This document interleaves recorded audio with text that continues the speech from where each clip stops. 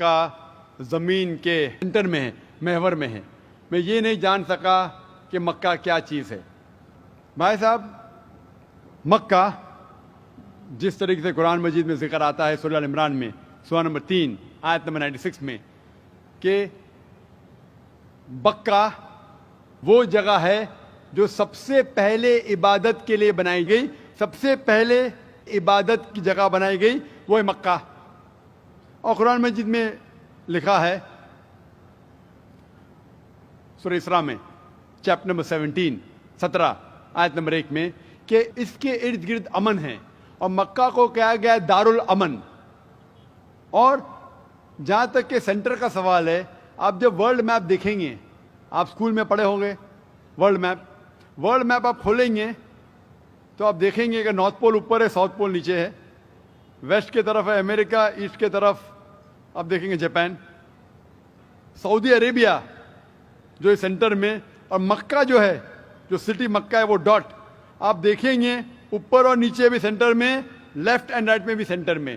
تو اسی لیے ورلڈ میپ آپ دیکھیں گے تو مکہ از ان دا سینٹر، مطلب محور ہے. So that is one of the meanings.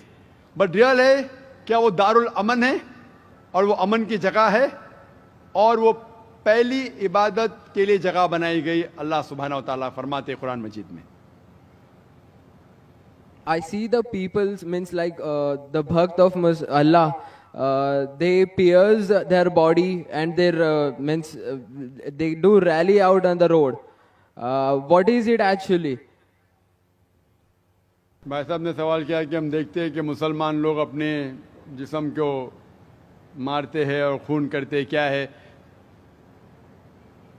قرآن مجید میں کہا بھی نہیں لکھا ہے کہ مسلمان شوڈ پیئرس دی باڈی. قرآن مجید میں کہا نہیں لکھا ہے کہ اپنے جسم کو مارنا چاہیے.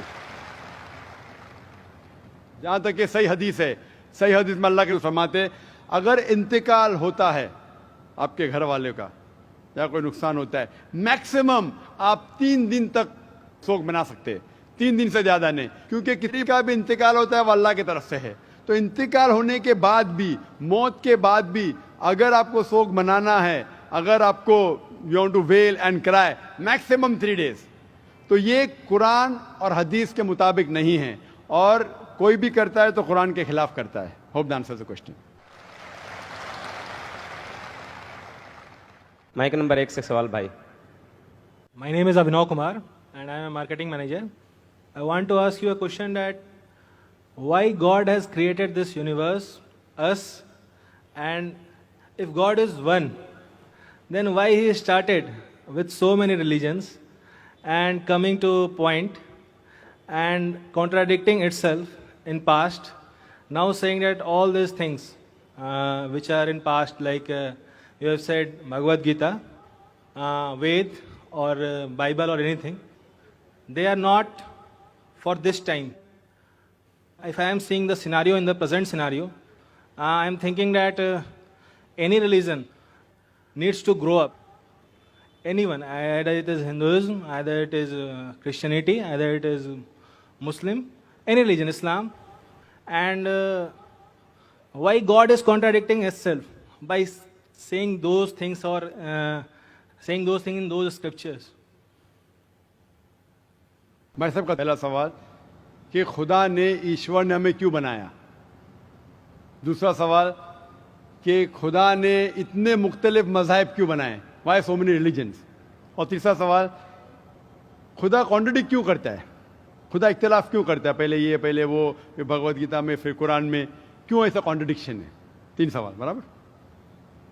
پہلا سوال کہ خدا نے ہمیں کیوں بنایا ہے، اس کے پوری تقریر کیا ہوں میں. Purpose of creation, purpose of creation پوری تقریر ہے میری 1.5-2 گھنٹے کی. سوال جواب کے ساتھ 3-3.5 گھنٹے کی، وقت نہیں ہے لیکن مین پوائنٹ کہوں گا.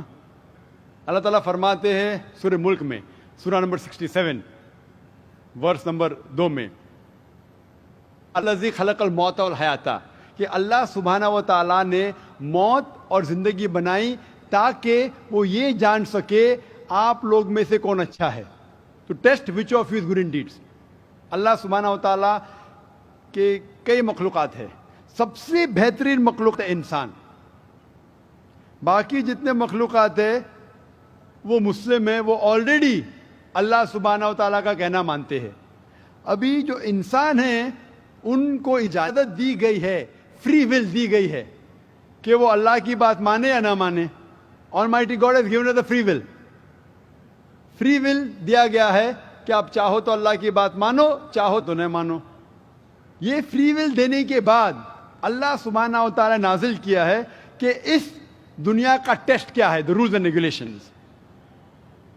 اس دنیا میں انسان کو کس طریقے سے جینا, یہ لکھا گیا قرآن مجید میں. اگر آپ اللہ کے احکامات کے مطابق چلتے ہیں تو آپ سفلتا پائیں گے اور انشاءاللہ جنت میں جائیں گے.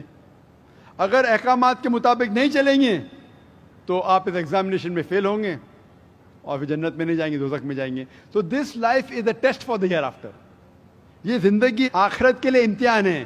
میں آپ سے پوچھوں گا کہ آپ کالج کیوں جاتے, تو آپ بولیں گے گریجویٹ بننے کے لیے. اب میڈیکل کالج کیوں جاتے, تو آپ بولیں گے ڈاکٹر بننے کے لیے.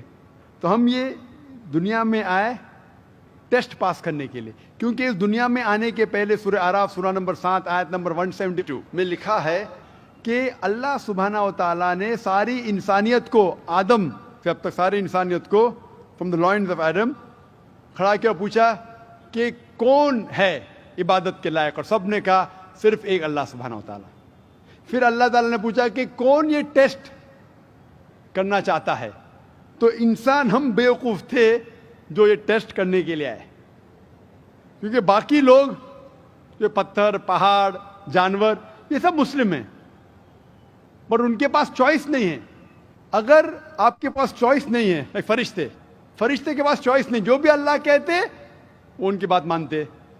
لیکن ہم کو چوائس دینے کے بعد اگر ہم اللہ کی بات مانیں تو ہم فرشتے کے اوپر ہو جائیں گے, اگر نہیں مانیں گے تو فرشتے کے نیچے شیطان کے ساتھ ہوئیں گے.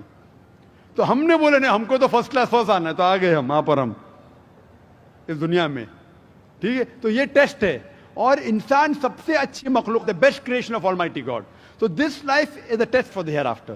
اور اللہ تعالیٰ فرماتے سورہ داریات میں سورہ نمبر 51 آیت نمبر 56, وما خلقت الجن والانس الا لیعبدون, کہ ہم نے جن اور انسان کو نہیں بنایا صرف اللہ کی عبادت کرنے کے لیے, اور عبادت کے لیے اللہ کی بات ماننا ضروری ہے.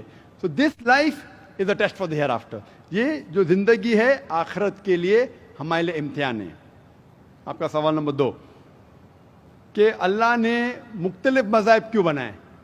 اللہ نے صرف ایک ہی مذہب بنایا ہے, ایک ہی دین, جس کا نام قرآن میں ہے سورہ ال عمران سورہ نمبر 3 آیت نمبر 19 میں, ان الدین عند اللہ الاسلام, the only religion acceptable in the sight of Allah is Islam.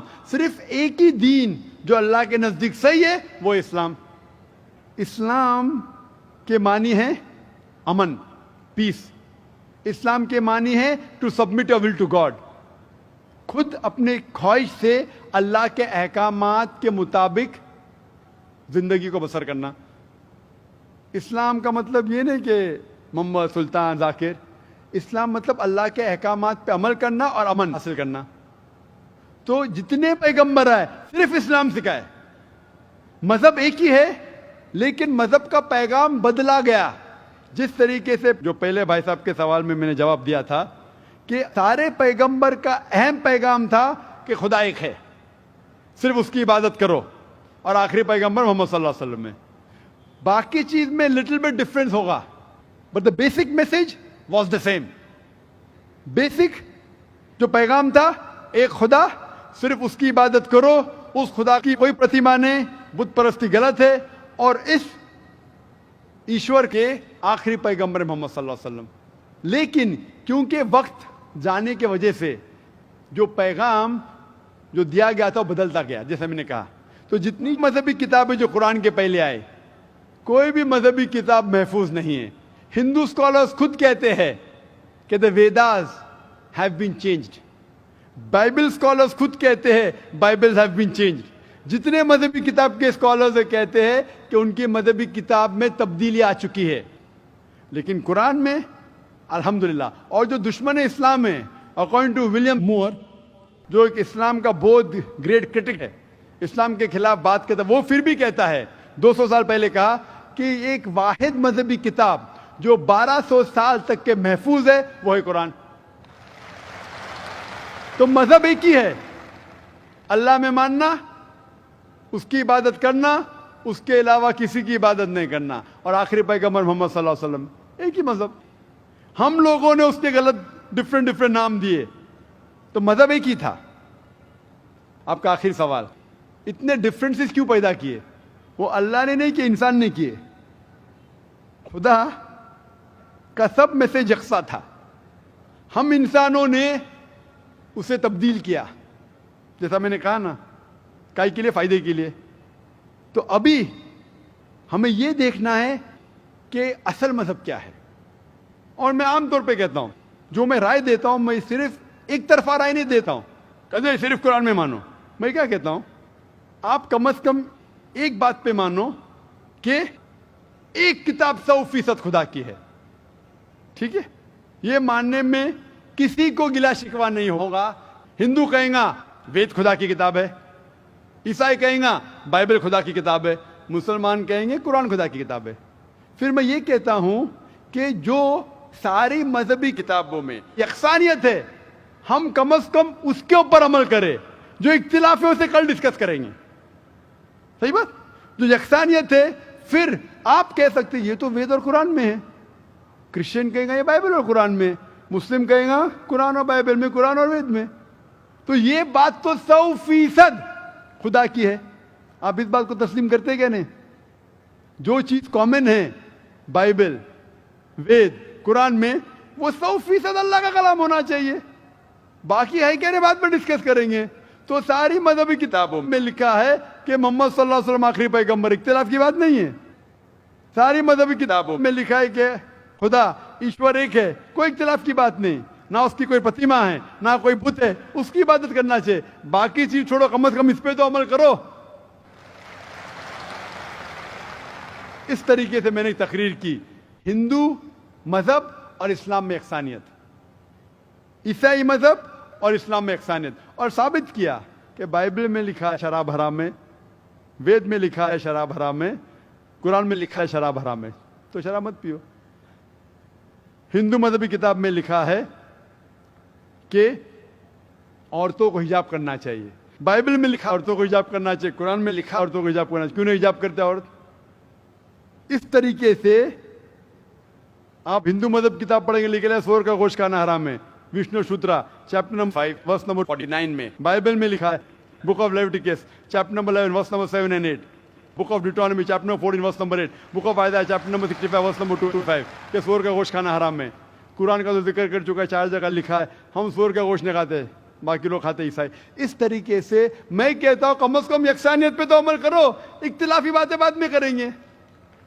اختلاف انسان نے پیدا کیا, اختلاف پیدا کرنے کے باوجود پھر بھی الحمدللہ جتنی بھی مذہبی کتابیں بدلی گئی ہے, اس کے باوجود جو اہم احکامات اب بھی موجود ہے. اسی لیے میں آپ سے کہتا ہوں کہ ایک خدا میں مانو, نہ اس کی کوئی پرتیما ہے اور نہ اس کے علاوہ کسی کی عبادت کرو, اور آخری پیغمبر محمد صلی اللہ علیہ وسلم میں مانو. Hope the answers the question. Thank you.